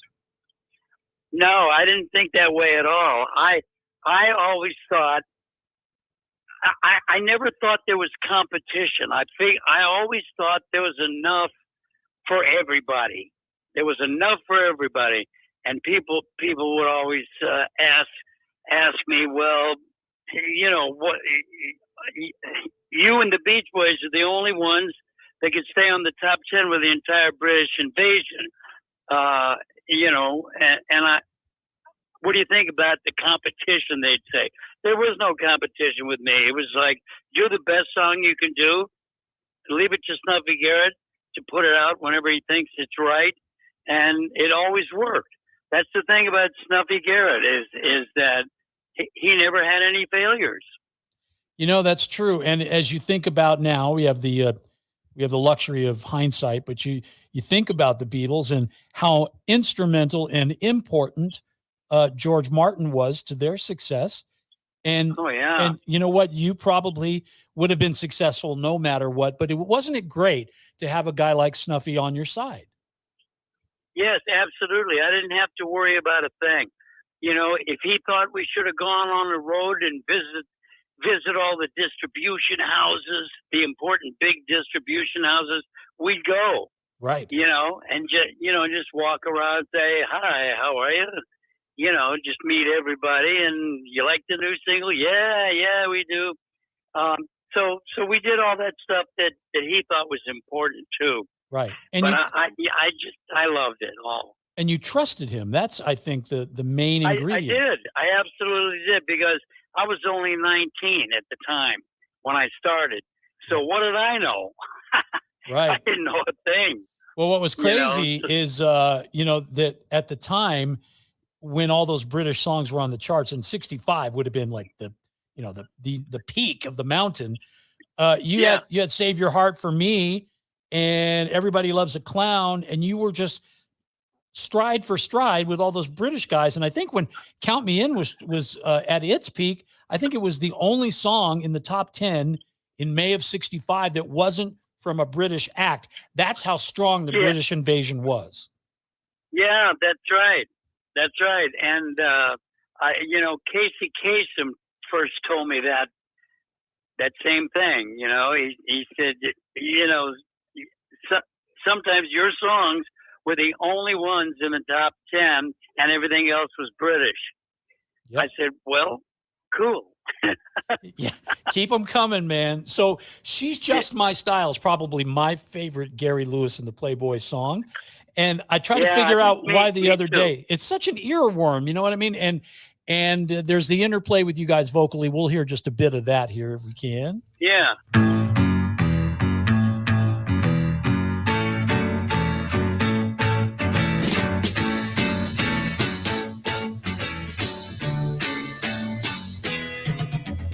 Every time I see her, she don't maybe she will notice me. But then what would I say? I would say what's on my mind. But the words are hard to find. But I'm gonna try to tell her anyway. Just my style drives me wild. Just my style drives me. Gary Lewis and the Playboys, and she's just my style. You had to have people saying, "Hey, you've been listening to a few Beach Boys songs," because that's got some of those qualities there. Well, for that's sure. exactly what the idea was. Our arranger was Leon Russell, and he said to me, "Hey, let's try to write a song along the Beach Boy lines, you know, with a lot of harmonies and various voices doing different things." And I said, "Well, great." So he and I and Snuffy Garrett sat down and we wrote that tune. So good. I could hear that. That's one of those songs that you could put it on a continuous loop, and I could hear it 30 times in a row, Gary, and it wouldn't bother me. I would just be like, "Yeah, keep it coming." It's so great. Thank so you. good, man. And I guess you unfortunately or fortunately, depending upon how you look at it, you served our country, and that's a fortunate thing. Unfortunately, it just happened to coincide with the time that you were literally just building and building and building to a musical, success peak. So it's the beginning of the year, 1967. We're getting ready to head into the summer of love and all that. And Vietnam called. How did that go over with you personally? Forget your fans, forget mom and dad, forget Snuffy and anybody else who may have, been able to live a better life because of your success. How did you feel? Well, this right when I got my draft notice, the only thing that came to my mind was, well, Elvis did it, I'll do it. And that was all I said. Elvis went, I'm going to go. I was always into the flag and the country and all that stuff even before I went in, I went to a military school when I was younger. And I learned all the stuff about saluting officers and salute the flag and basic foundation of how the military works. So it was really easy for me. And I actually enjoyed it because I really didn't go into any kind of combat anywhere. Right. Well, and you were in Korea, correct? Yeah, I was. I went to South Korea, I had a little asthma problem when I was younger, and the military said, "Well, asthma, you can't go to Vietnam." I said, "Oh, too bad." Doggone it. I was really kind of hoping you'd put me on the next train. Yeah. So instead you end up in Seoul, and you were over there for a couple of years. And in the meantime, the mood of the country certainly changed. There was anti-war protest songs everywhere. And our military guys were coming home, and they were treated like second-class citizens. And it was not a popular war, Gary. So when you came back, did you feel like, hey, what did I just do this for? And why is my country turning its back on me? No, I never thought anything like that. I did my time, I did my service, and I never felt upset about what was happening. Like, oh, the country's ruined now, and look at what everybody's doing to these poor guys coming back and all that. I mean, I did feel that, but I wasn't gonna let my feelings be known. I just wanted to do my service and come home, and that's what I did. Do you feel like the time that you were in the service helped you sort of mature and grow up a little bit? Oh, believe me, if you go in the service, you definitely grow up. You really grow up. You got to put your big boy pants on when you're in the Army. That's for sure. Oh, that is so true. So true. It was cool. I mean, I didn't mind it at all. When you came back, they put out the first Gary Lewis album that wasn't billed as Gary Lewis and the Playboys during that time, right? That is correct. Was your band like, hey, whew, glad you're back, let's go? Well, because when I got drafted, the band had to go find other jobs. So they were already pretty well established into what they were doing and the groups they were in. So they didn't want to come back anyway. His feelings are mutual. Okay, well that's rock and roll, right? Every band you hear of, they start off as best friends, and then stuff happens. It's usually the lead singer and the lead guitarist for whatever reason, and probably girls or personal stuff. Yeah, it was just what happened. I mean, I stayed friends with those guys a long time. But it was business. And you took a little break, right? I mean, you and now I'm going into the early 70s here, but you sort of you stopped for a minute and you were teaching kids how to play the drums like you, and correct. And you connected. I bought a music store. You bought your own music store because why not? And you connected with a guy who, unfortunately, I never got to work with, but I certainly got to work with his family. I was the manager of a group called the Cowsills, and you and Billy, formed a band called Medicine. And after I had heard that, I was like, well, I wonder why that didn't work. Probably because of Medicine, if we're talking about Billy Cowsill, right? Well, no, everybody that was in Medicine didn't have the right attitude. They were just wanting to be the early 70s, just dirty looking people with hair just longer than anything and attitudes of, hey, you should hire us, Yeah. And stuff like that. The attitudes were wrong to get backed by anybody, Billy, like you, had a pretty strong father in Bud Cowsill, and the two of them actually came to loggerheads to the point where Billy got kicked out of his own band. So when you were working with him, was he carrying around a lot of frustration? Because here he was the Brian Wilson of the Cowsills. No offense to Bob or Paul or Susan or anybody, but yeah, Billy was the guy. And Dad basically said, I think it was because he had smoked some pot or something. His dad said, you need to go. And then he got into an actual fight and kicked him out of the band. Can you imagine that, being kicked out of your own family band? That's odd. Well, no, I can't imagine that. But yeah, he was very frustrated. He always had that anger boiling down deep.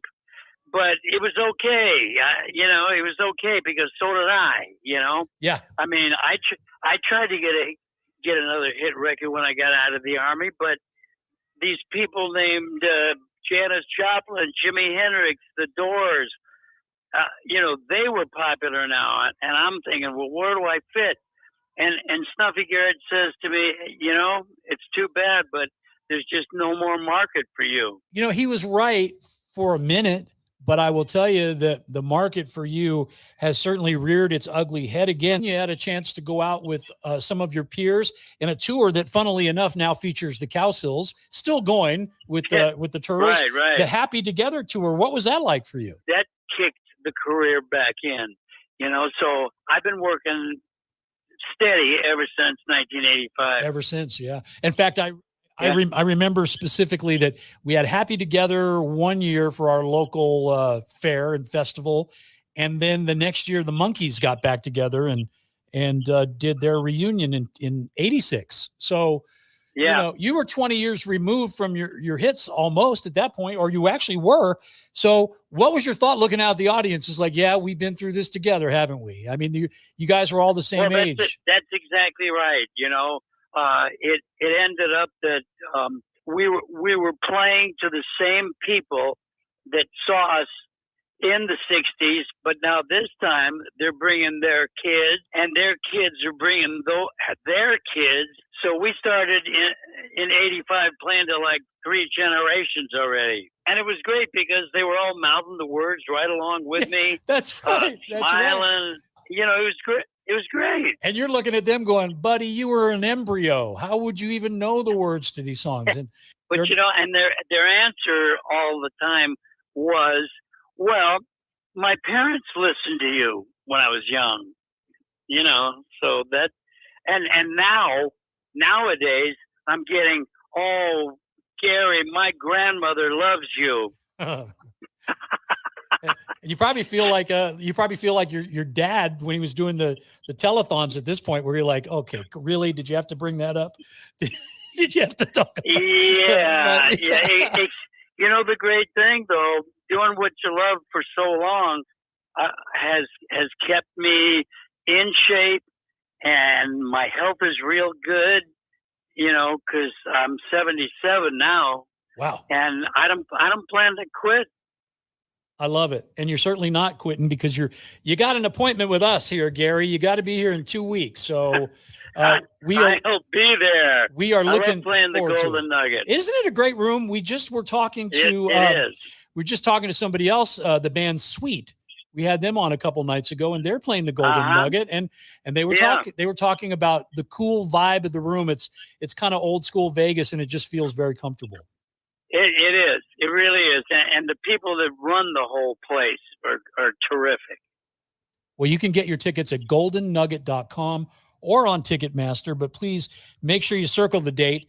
Just 2 weeks from tonight, the 21st, you can go see Gary Lewis and the Playboys at the Golden Nugget, and all of those hits that we've been talking about and playing for you. It's even better when it's live, that's for sure. Gary, thank you so much for the time. Oh, it's my pleasure. Thank you. Gary Lewis on the Wayne Coy Show. We're going to go out the way we came in with a little bit of music. This, if Just My Style is my favorite, this one's probably my second favorite, okay? It's Save Your Heart for Me. Gary Lewis and the Playboys on the Wayne Coy Show. Walk along the lake with someone new. Have yourself a summer fling or two. But remember, I'm in love with you, and save your heart for me. When the summer moon is on the rise and you're dancing under starlit skies, please don't let the stars get in your eyes. Just save your heart for me. When you're all alone, far away from home, someone's gonna flirt with you. I won't think it's wrong if you play along. Just don't fall for someone new. When the autumn winds begin to blow and the summertime is long ago, you'll be in my arms again, I know. So save your heart for me, darling, save your heart for me.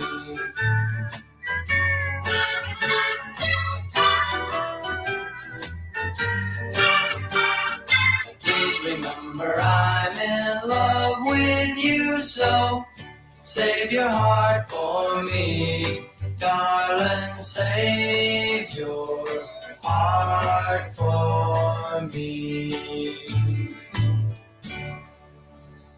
Hi there, this is Kirby Schofield, Schofield Realty here in Las Vegas. Real estate is always changing, be it a buyer's market, a seller's market. At Schofield Realty, it's your market. Buying or selling, we have the team and the tools to work the market so it works for you. We are excited that we're on the Wayne Coy Show. Our results blessed us with the Zillow Flex partnership roughly about 2 years ago due to our consistent conversion and customer service scores. With conversion, that means we can close, and with our customer service scores, you know you're going to get the best service possible. We're always looking for agents led by mentorship, resources, and experience. We are your guide. Find us, kirby4u.com. That's KIRBY, the number 4, the letter U.com. Kirby4u.com, or call 702-766-9538. Again, 702-766-9538. Hey, listen to this. Share Life Vacations has a special treat for you. It's a free 3-day, 2-night getaway to either magical Orlando or exciting Las Vegas. It's your choice. absolutely no strings attached. ShareLife will also include a second vacation to your choice of over 30 additional popular resort destinations. Now, we can't give everyone a fantastic prize package like this, so to make it fair, we're going to ask you a trivia question. You get it right, you'll win it all. Are you ready? Okay, here we go. This movie is about a British Secret Service agent who is frozen in time in the 1960s. Was that movie Austin Powers' International Man of Mystery? Press 1. Diamonds Are Forever? Press 2. Lethal Weapon? Press 3. Got it? Well, then call 855-301-8586. 855-301-8586. That's 855-301-8586. My name is Michael Stefanski, and I am the owner and founder of Sin City Custom Suits, custom clothing concierge. I help gentlemen get into clothes that fit them like they're supposed to, that they pick out themselves, and we craft together. 600 different suit fabrics to pick from, about 40 measurements to make sure the suit's going to fit you right. Then we decide, do you want 2 buttons on the front, 3 buttons on the front, how many on the sleeve? Do you want like a custom photo lining for the inside of your jacket? Any number of different things that you can think of. This is all about what do you want? And when you ask guys, what do you want? They don't know because they've never been given the option before. Because I help men look as absolute best as they can. It's transforming people's lives. If you've never had a suit that fits you right, you have no idea how much confidence it gives you. That's the important part. 702-767-2478. Instagram at Custom Suit Guy, SinCityCustomSuits.com. Hi, I'm Sheldon, the owner of Solid Motor Cars. I've spent over 30 years in the retail car business. It is all about the vehicles, but more than that, it's about the people. And my team and I are proud to bring to you what we believe is the finest experience in buying a pre-owned car. With great credit, we can get super low interest rates. But if you've had some challenges, we're experts in that field, and we can get almost anybody approved. Come down to Solid Motor Cars and take a look at our vehicles. They come with a 6-month, 6,000-mile warranty. So when you get a vehicle from Solid Motor Cars, you can feel confident that that vehicle is a quality, properly reconditioned vehicle that will serve you and your family for years to come. So for all your automotive needs, whether it's a new car, truck, or SUV, or if it's repairs, service, and maintenance, Solid Wheels, solid deals, solid people. Coming down to meet the crew. My name's Sheldon. I'm the owner here. I'd love to help you any way that I can. 3024 East Fremont Street, 702-820-1444. Live from Las Vegas, this is the Wayne Coy Show. Well, just about done with hour number 2, and what a fun Monday it's been. It's fun day, not Monday. Thanks to Cap. John Caparulo, funny dude and friend of the show. He will be back because he's local. And we love the stories, man. What an existence, being not just a stand-up comic, but being a great one like John is. And, of course, Gary Lewis and the Playboys. We ran short of time last time, and I promised you that when we got back together, I would indeed play your Gary Lewis tunes for you, the ones we never got to play all the way through. So let us do that. We're going to start with my favorite. This is Gary doing his best Beach Boys impression. She's just my style.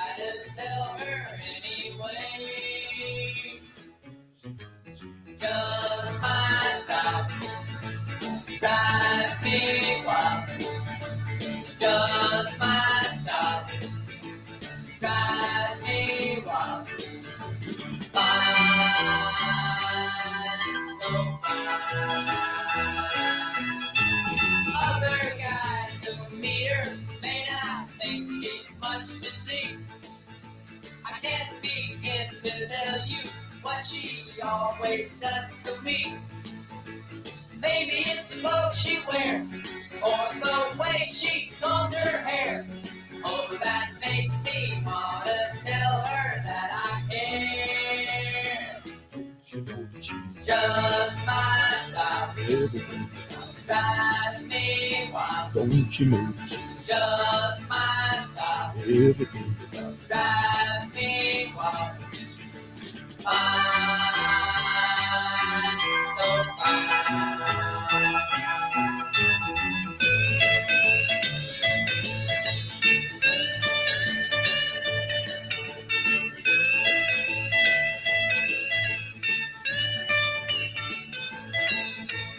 Maybe it's clothes she wears, or the way she combs her hair. Oh, that makes me want to tell her that I care. It's just my style. Drives me wild. Just my style. Drives me wild. Fine, so fine. Just my style. Drives me wild. Just my style. Drives me wild. Just my style. Drives me wild. Just my style. Drives me wild. Just my style.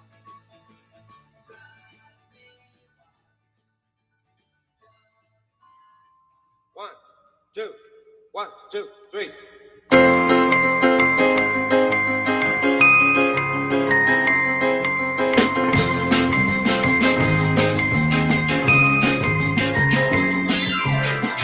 If you need someone to count on, count me in. Someone you can rely on through thick and thin. When you start to count the ones that you might ever doubt, if you think of counting me, count me out. When you count the ones that want you, count me too. And if I'm not first on your list, count me blue. Just be sure you count on me, and when the counting's through, count me madly in love with you.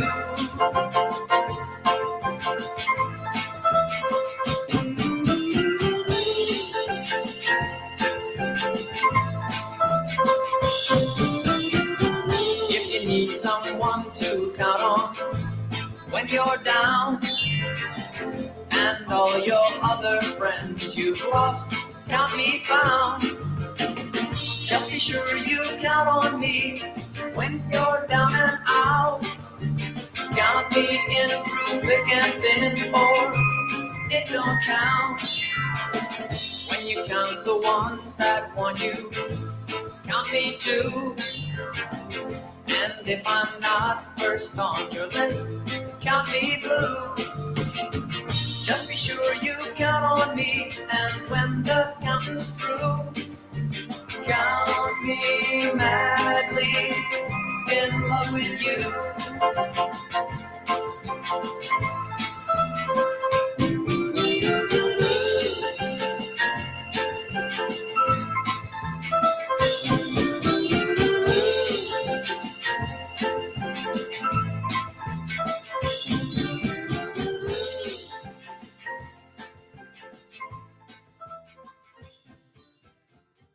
Now back to the Wayne Coy Show.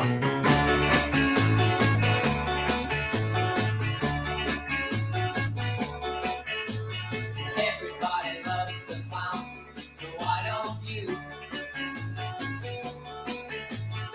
Everybody laughs at the things that I say and do. They all laugh when they see me coming, but you don't laugh, you just go home running. Everybody loves a clown.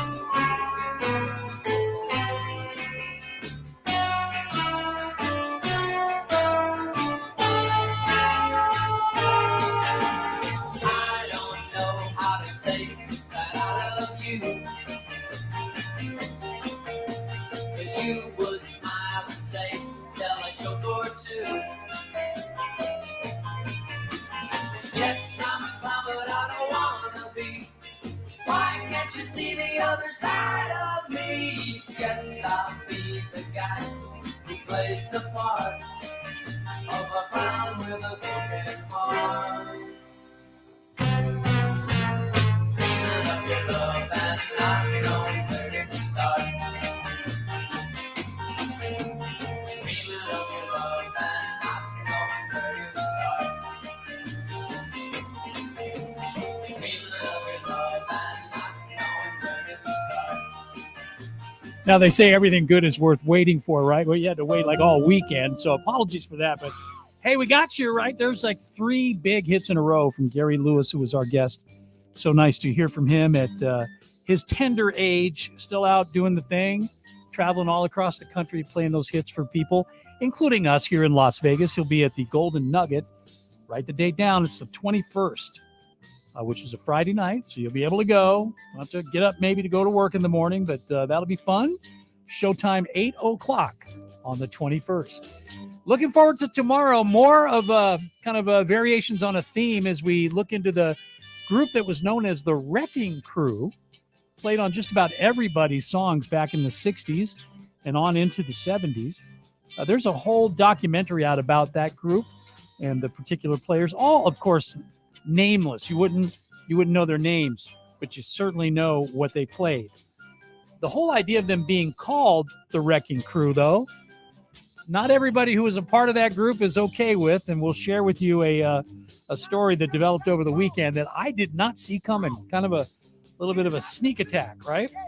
I don't want to give you too much. We'll tell you the whole story tomorrow and share everything that happened. And also at the same time, expecting a good time and a good visit with actor, singer Michael Damian. And that should be tomorrow as well. So we hope to see you then, starting at 7. The world-famous radio shopping show, weekday on 1400 KSHP North Las Vegas and KSHP.com. Byline USA Broadcast Network.